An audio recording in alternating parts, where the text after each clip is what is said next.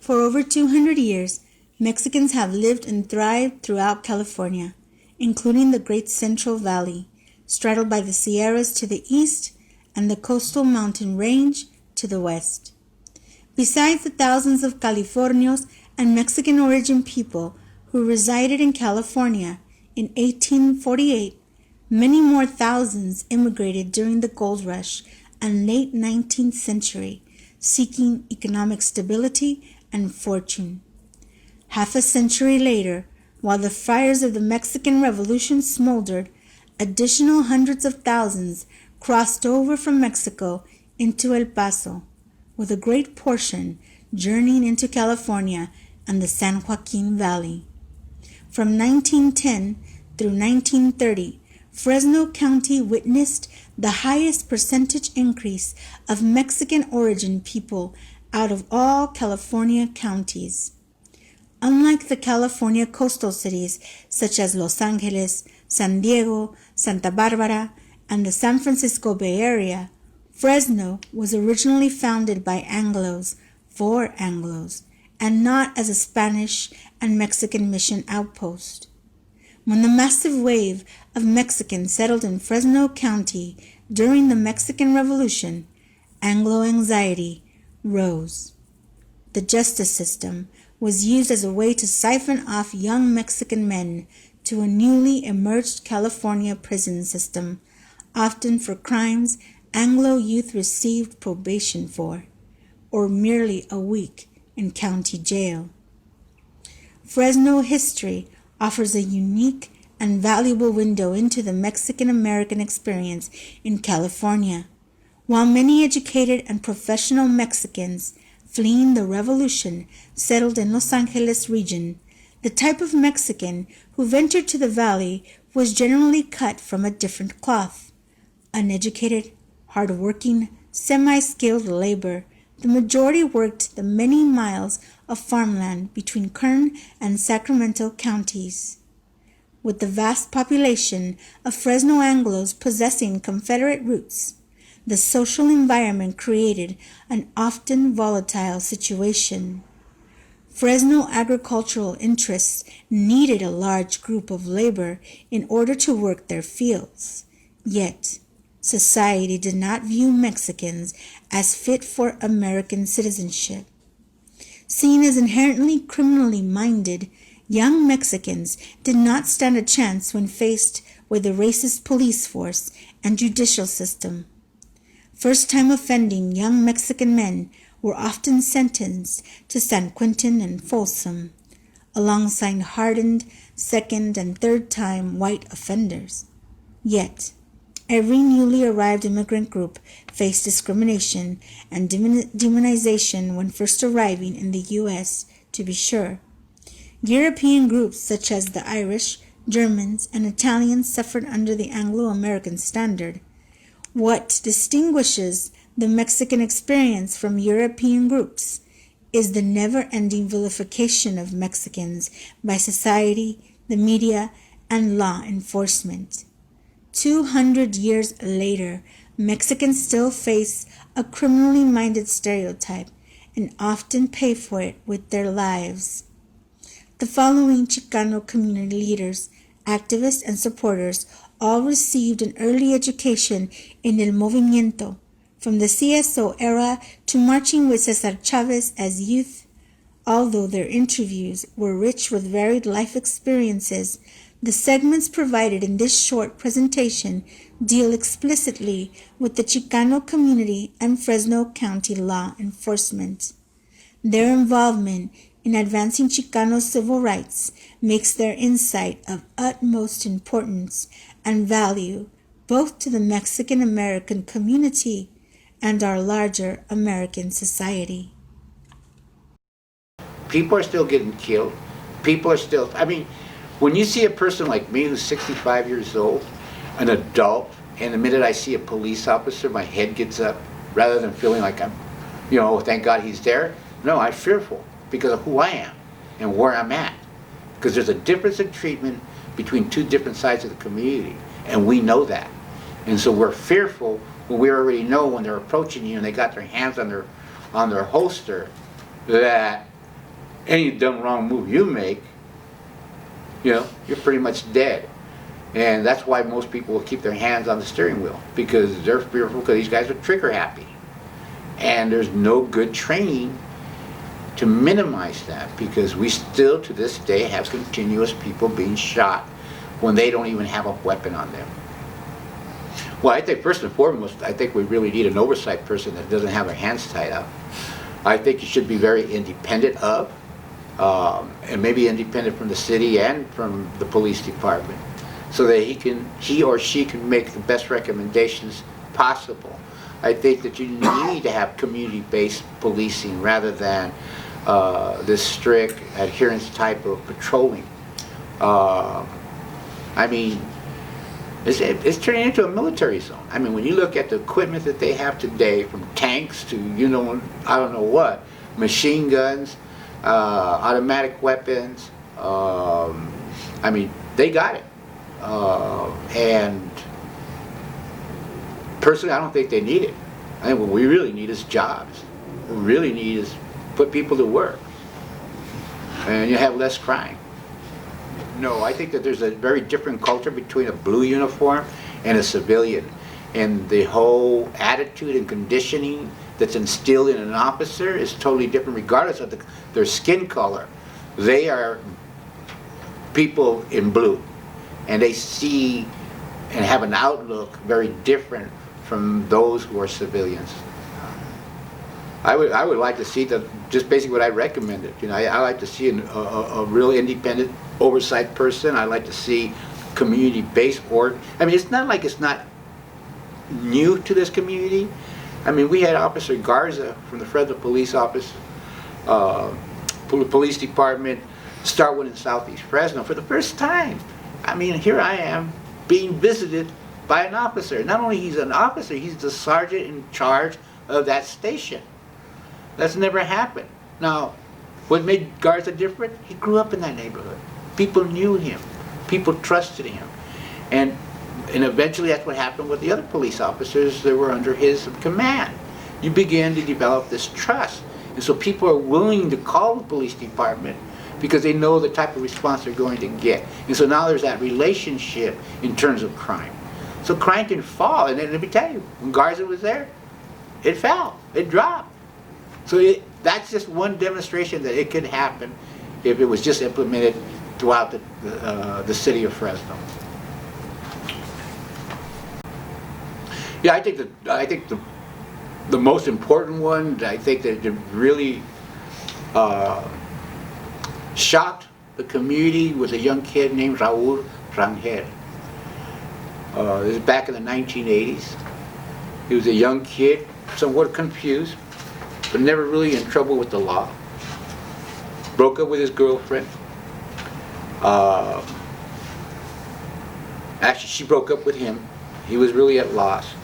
Got together with some kids on the street. They smoked some KJ. He decides he wants to kill himself. So he goes to his own home, steals his dad's gun with the intent to kill himself. Now his mom decides the best thing to do is to call the police department to prevent him from killing himself, that he took the gun and so forth. Well, what ends up happening, 2 blocks away from the house, they corner him. Officers come and corner him in the alley, one group from one side of the alley, another one from the other side, right behind Chester Elementary School. 2 sergeants got there more or less at the same time. And the rule of thumb among police department was the first sergeant there is in charge. Neither one knew who was in charge. So I can tell you already some of the problems we've seen already there. When they had him surrounded, one was negotiating. Well, the other one was having officers move in as closely as they could and get a better shot at him. In the process of some of the officers moving in close as they could, snapped some kind of weed or wood that caused Mr. Rangel to turn, and as he turned, his gun was pointed the other direction, what happened to be on the other side where the other police officers were at, and they all fired. They shot him over 36 times. Such an overkill that the bottom of his feet had bullet holes. So they were shooting him when he had already dropped. So the first time in the history of Fresno, and at the demand of the Chicano community, we had our first inquest against the police department. And that was the beginning of killings among our youth by police officers, and it hasn't stopped since. And in fact, it has increased.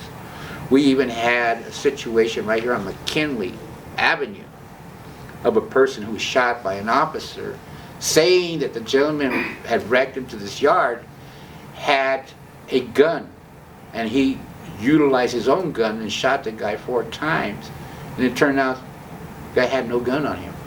He said, well, he was going for something. And these were the kind of similar cases that go on here. Just most recently, there was a decision, and here it gets me, a decision by a judge on the same kind of situation that happened to Raul Rangel, happened to this young Anglo kid, won $1.2 million from the city of Fresno. Now you think about that, the similar situation, even at the bottom of his foot was shot. And based on that, his human right was violated. Now what makes him different from Raul Rangel?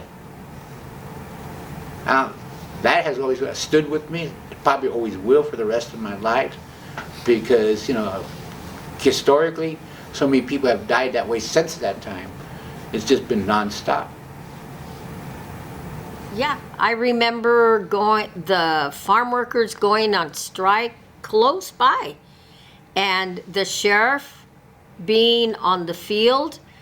And the reason I was exposed to that is because CRLA, California Rural Legal Assistance, used to do a lot of cases of, they used to help farm workers, and when a lot of times they would put a case to court to go against the different growers here in town.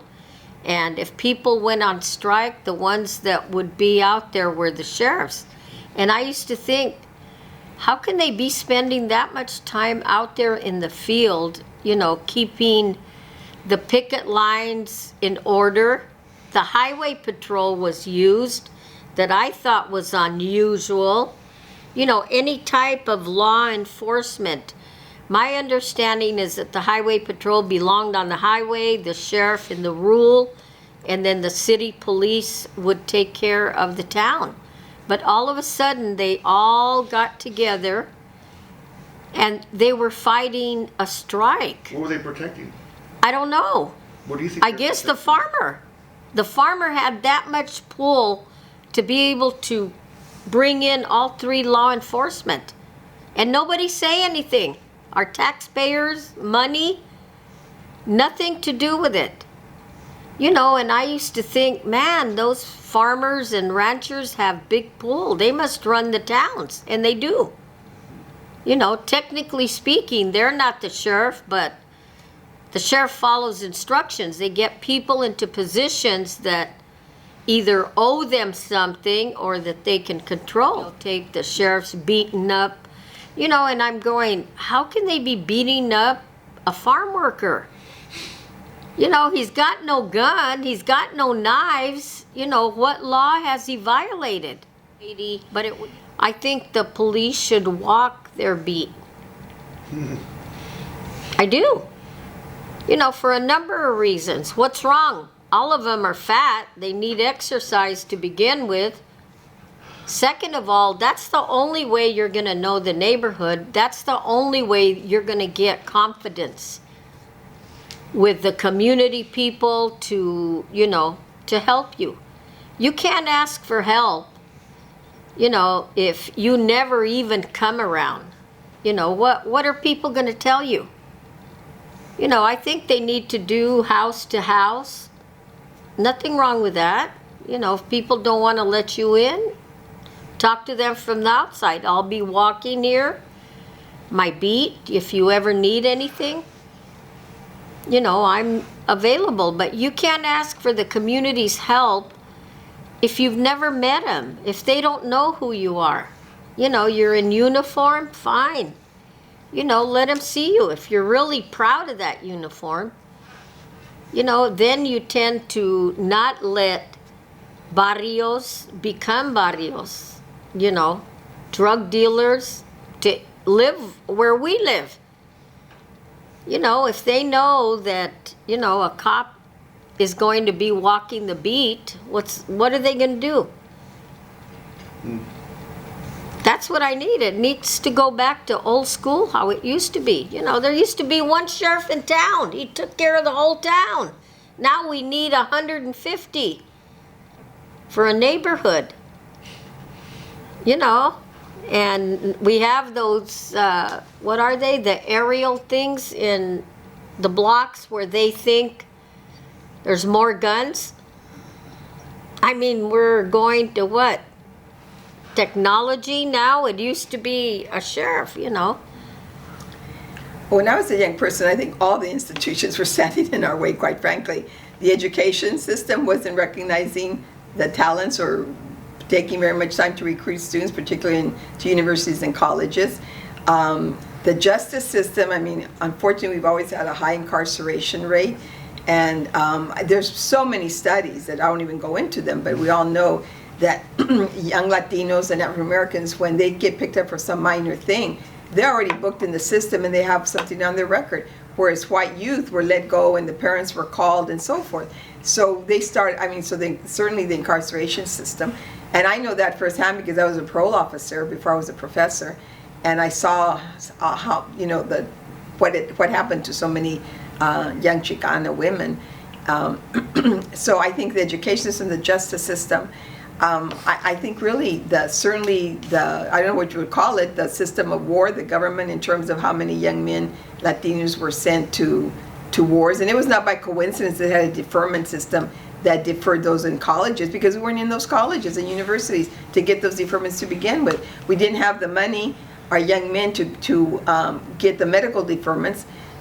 How Trump supposedly didn't go in because his heels were bad, yet he was able to play in all these sports. It was money that got him out of there. Well, how many of us had parents that were millionaires? And so I think that really, when you think about it, honestly, I can't think of one system that wasn't against us. Now, in terms of even the institution of the family, our families were supportive, but society certainly didn't support our families. And so I really think that to me, it's amazing that we've striven and achieved as much as we have with so many obstacles put in our way. Well, certainly with the United Farm Workers Movement, that was no doubt in my mind that they were, and even says such obviously, they were the farmers' police. Mm-hmm. It was the sheriff and the police. Even if they knew the rules or the regulations or whatever, they would enforce rules and regulations that weren't, and not just the police, but the judges. Mm-hmm. Because they would go into courts and ask for all these restraining orders and all kinds of stuff that would go against the constitutional rights of farm workers to protest. So they certainly were used as the growers and the farmers' militia, in a sense, as their own guards. And they were vicious. There were times where some of those sheriff's deputies, and there's films to prove it, where they would be beating up people and blooding them and all kinds of stuff. The film Fighting for Our Lives. The United Farm Workers film shows those kinds of beatings, and certainly the mass arrests. Really, did they have to arrest hundreds of us on that day? I don't think so, because we were protesting. But they would make these rules up and these regulations and these restraining orders. So I saw that constantly during the farm workers, and they killed some people, and of course they never got into, they never reprimanded the police that killed the farm workers. So that was a daily occurrence with the farm workers. And when we went into the jails, they were treated, they treated us meanly, I can say that. If we would try to go outside, they'd kick the doors and just really ridiculous stuff, just to show their quote power over us. Yeah. But you know what? When it comes to the United Farm Workers, they taught us to be proud and to be strong. And we weren't intimidated by that kind of stuff that they did to us. And then, of course, also in the Vietnam, where they brought in the National Guard, and I thought, isn't it sad in our country where we're using these young men holding rifles against young people, and we were face to face, we were real close to each other, surrounding the campus. They wouldn't let us go out, they wouldn't let us go in. If you didn't live near that campus, you were out of luck because you couldn't leave the campus. So I saw a lot of that, and certainly when the sheriff's department was gassing the students and gassing you from helicopters in the air, really, in the US of A, and gassing you from the cars. And when they would get the quote protesters who were students, I mean, they beat up a lot of them. So, and then of course, you know, with going back to the farm workers, when Dolores Huerta was beat up so severely in San Francisco, and there were several farm workers that were killed and many were beat up. So yeah, I've seen a lot of instances when we're trying to defend our rights and protest and trying to defend our freedoms. The reaction has not been positive from the police. We were, it was our constitutional right as citizens to protest, you know, in the fields or wherever we wanted, right? The streets are public property. So we're standing in the street because the fields, come right up to the street almost, just a little bit of patch of dirt, and then it's the fields that begin. So there were many of us that were demonstrating because they had been beating up farm workers. The farm worker had already been killed. And we would go to the fields to tell people, walk out. That was what strikes were. And we'd say, walk out. Or we would go to the fields to do the elections and sign up people or whatever. But in this one case, we were wanting to go into the fields to tell people, first, walk out, and secondly, sign up a card, because the ALRB, Agricultural Labor Relations Board, will give us these cards where people, a certain number of percentage of workers signed up, they would be able to have an election and then could negotiate for better wages and a union contract and so forth. So we were there, and the sheriff's department came up and said, you need to leave because there's a restraining order against you protesting. The union had lawyers, and they said, look, this is our right, and we showed them the Constitution. This is our right to be able to free speech and protest and so forth. And this street is a public thoroughfare. We can stay here on this street. And they say no. So then the farmers would go and get the court system, the courts, to issue restraining orders, and they would then say what I had mentioned earlier, that 60 feet from this side of the road, 60 feet from this side of the road is only 30 feet wide, so that, as one of the attorneys for the UFW said, that puts us 60 feet up in the air. So in essence, you're taking away our right to protest. And they didn't care. Did they care? No, because they were on the side of the farmers and the growers. There were white police officers against Mexican. What did they think of Mexican farm workers? And even though we were students, they didn't care. We're Mexican too. So then what they did then, they said, okay, if you don't leave now, you're going to be arrested. So we didn't leave because we knew it was our right to be there. And so they started bringing in buses, empty buses. And they started loading up the buses, just everybody, pushing them in, pushing up people into the buses. Buses full of men, and then the other buses full of women. And so we went into the buses, and there were bus loads. They took the bus loads of men, and there was a sheriff. And there's in that film Fighting for Our Lives, it shows how one sheriff has like the cigar coming out of his mouth, and those same ugly, red-faced, racist faces that I saw as a student in high school shouting against those black children trying to get into a school, those same was the same faces I saw there. Wow. That same kind of anger, and they had so much hatred towards us. I mean, you could see it in their faces, and you see those faces in that film Fighting for Our Lives, of how when they're in the fields. They're there in the fields standing guard for the farmers. Give me a break. This is be protecting us. And when the farmers were getting beaten up, who would they arrest? Not the ones that were beating them up from the grower side. They would arrest the farm workers that were all beaten up. Exactly what you would see in the protests that the African Americans had in the civil rights movement. They would get beaten up and they would get arrested, not the ones that were beaten up. So I remember so clearly saying, oh my God, it's those same red-faced faces full of hatred to those kids that were now facing us.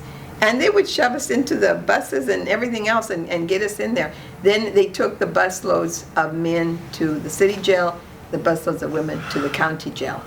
And then we stayed there for weeks, and they were brutal in there too. They were not friendly, they were not nice, they were we weren't doing anything. They knew we weren't criminals, but they were still, yelling and getting the nightsticks, and ridiculous. When I think about how some of those women deputies acted, they were just ridiculous. But then finally, we like I said, the UFW taught us. If it taught us nothing, it was to be strong and to stand up for our rights and to do it with dignity. So we stayed in there. We didn't sign those things saying, I think about this, hundreds of women. There was one young girl, and she was like 14 years old, and she was scared. And so she was the only one that left, and that was fine. We were all fine with it because she was young and she belonged in school. But she had been picked up that day along with everybody else. They didn't care who they were picking up. And so then we stayed there for weeks until, like I said, the Kennedys said, you need to read the Constitution. Our lawyers were, of course, looking at the papers of why we were arrested and everything. And then there was a outcry across the country where they saw all these people getting arrested, and so we finally got released. And we were able to walk out, never signing a paper saying we would not protest again, because it was our right to protest. Why would we want to sign away our rights? So I think that was one of the times that to me I saw probably the worst use of police that I've seen. There was a time back in the 80s when there was Captain Rojas and Lieutenant Venegas. We wanted to work here in the community because there was a kid killed down south of Butler. It was New Year's Eve, and the kid was on PBC or whatever they call it, and had a gun with one bullet in the alley going to shoot himself. And his mother called the cops to disarm him, and he had the gun pointed to his head. And then when he lowered the gun, they shot him 32 times. They hit him on top of the head, underneath his palm of the feet, shot him to pieces. And Esther there was involved, and we were involved in the community. Esther started fighting the police department, and Joel got involved in this. And Rojas and Captain and Venegas came up a program called Knock Knock. And their job was and to me, were very successful, these two. When they see a kid was getting in trouble, they go to their home, fathers, and they knock on their door and tell, your hijo is getting in trouble, this is what's happening. And then we're telling you, and if you don't do something right, you're going to be responsible for that, Tell him the neta,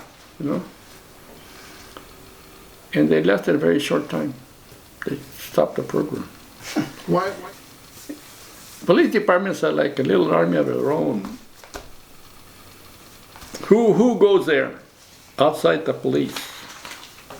Who goes there? Who's in charge? Chief of police.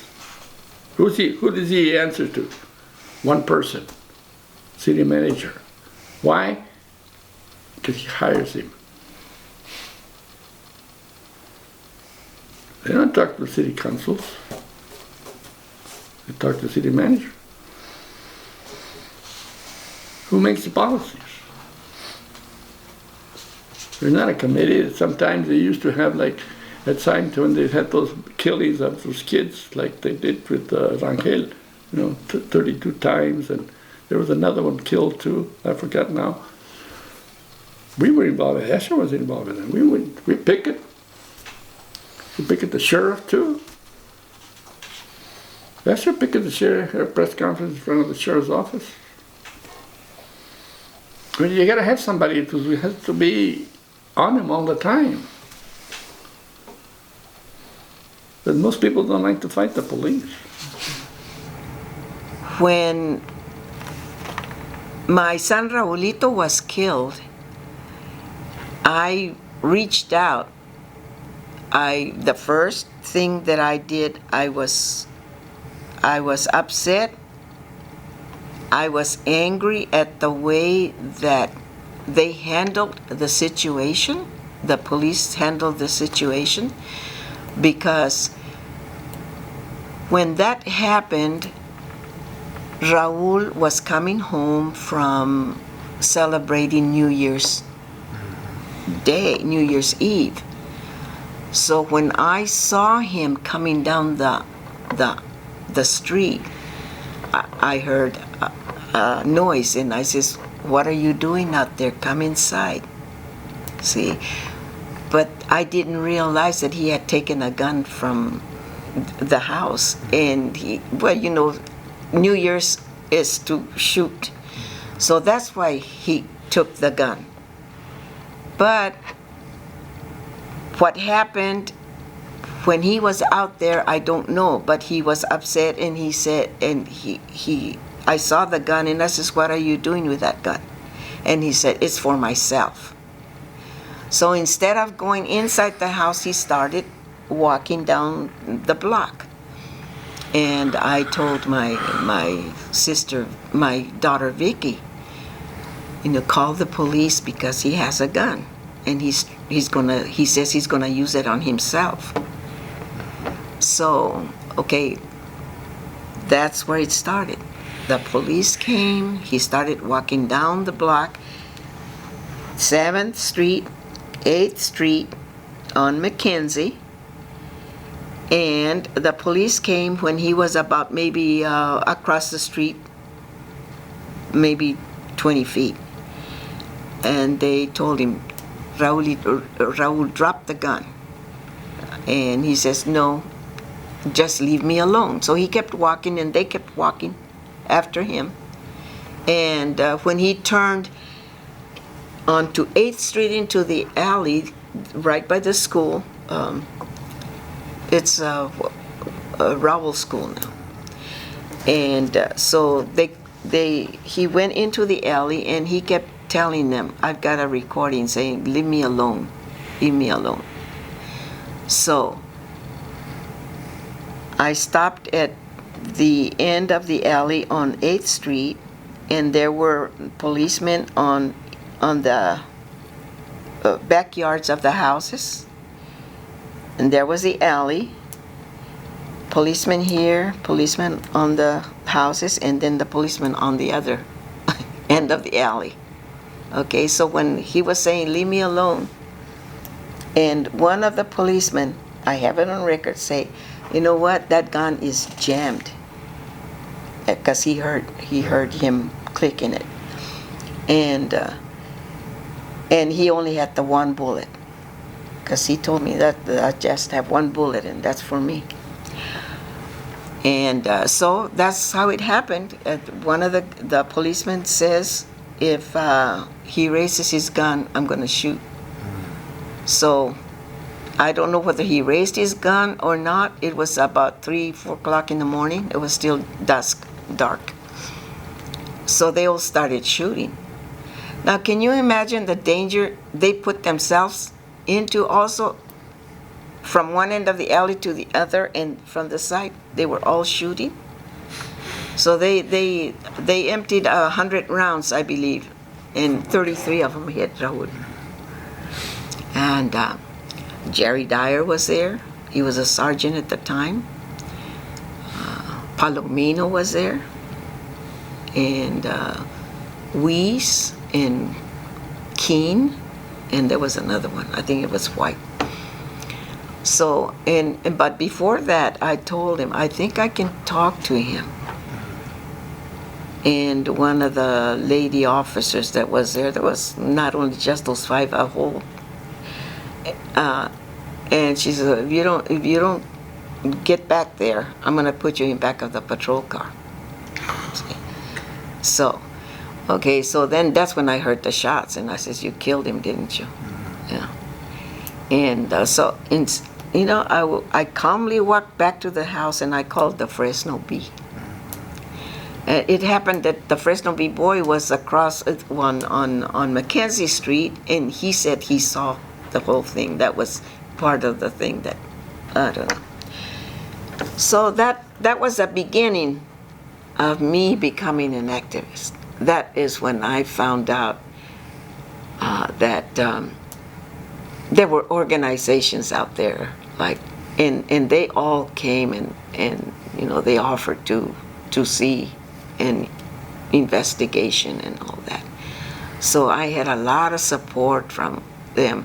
The committee, I don't remember the committee where Carl Robinson was the person, the head of that committee. And there was Pastor Norma Salinas, which she was a pastor from a Methodist church. They were the ones that started the movement about police and how they were targeting the young Hispanic boys.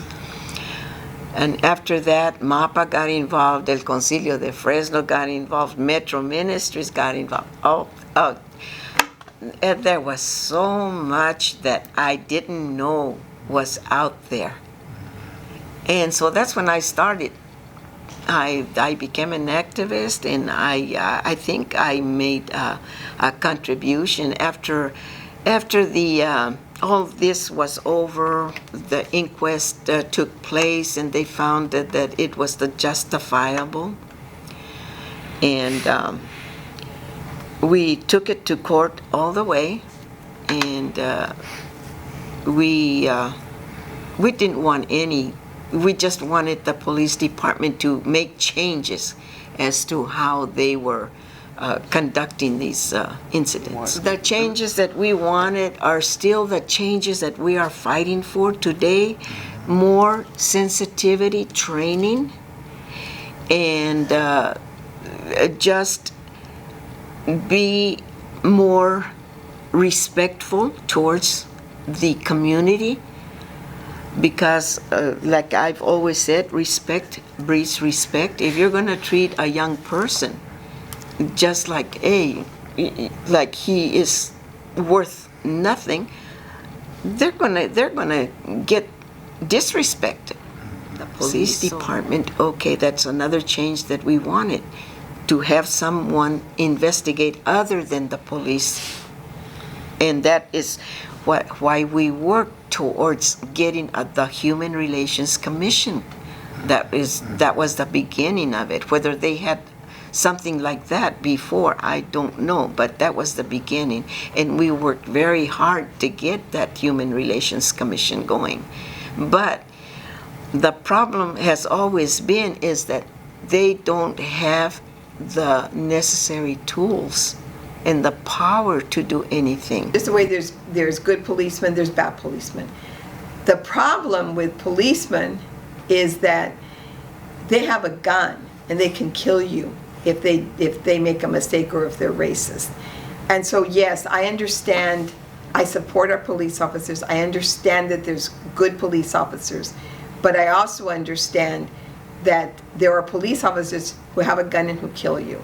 And if you're a minority person, if you're a young black man or a young Latino man, or you don't look a certain way, the way that they think you should look, or you're in clothes that you don't think are appropriate, they can easily shoot you and kill you. And I think it's almost like, even if a policeman wants to be a good person, if they're raised on stereotypes that black and Latino youth are nothing but gang members and carry guns and all of this, yeah, if someone reaches into their waistband, they're going to think you have that gun, because they've got, even if they want to be, even if at that point they don't think they're racist, just by the fact that they learned those stereotypes, they react according to those stereotypes. So if a white kid reaches into something, they may not think as quickly he's reaching for a gun as they do if a Latino or a black youth reaches into a waistband. They may be reaching for a cell phone or for their ID, but because of their stereotypes, they're going to think, oh, you know, these guys are gang members and they're this and got to have guns, and boom, they shoot before asking questions. That's why I never understood, okay, if you really think your life is in danger, shoot the hand, shoot the leg, shoot something that's going to get the person down. Don't shoot to kill them with 17 bullets or something. So I think stereotypes play a really detrimental role in how they perceive our young people and the kind of force that they use towards our young people. And they may be the one that will tell you, oh, I'm not racist. I don't believe in that, but they don't realize how those stereotypes have impacted their mind to a level that they may not even be aware of it, but it certainly comes out when they confront one of our young Latino or Black young men.